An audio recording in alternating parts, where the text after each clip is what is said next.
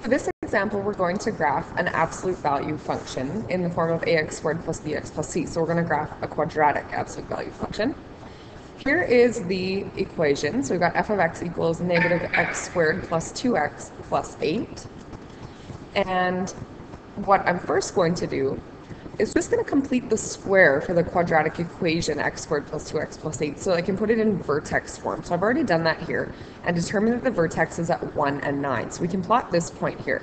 If you factor your quadratic, you're going to get x plus 2 and x minus 4. So that tells us our x-intercepts are at negative 2 and positive 4. So here's 2 additional points on the line.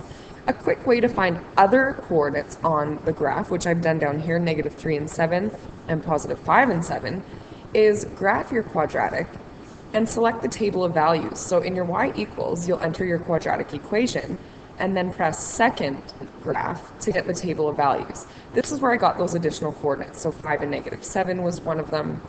0 and 8, this is our y-intercept. I've also plotted that on the graph at this point here. So you can use the table of values to get some additional coordinates. Now, our graph in green is the graph of negative x squared plus 2x plus 8. If I want to graph the absolute value, it means that anything below the x-axis needs to be reflected so that it's in the positive region. So if we just switch the color of the graph here, we can do that.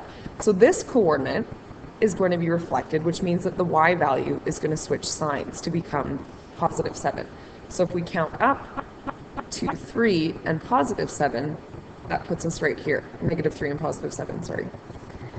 This coordinate here is going to become positive 5, positive 7.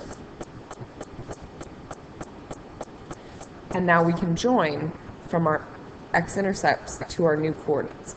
So this graph in blue is our absolute value.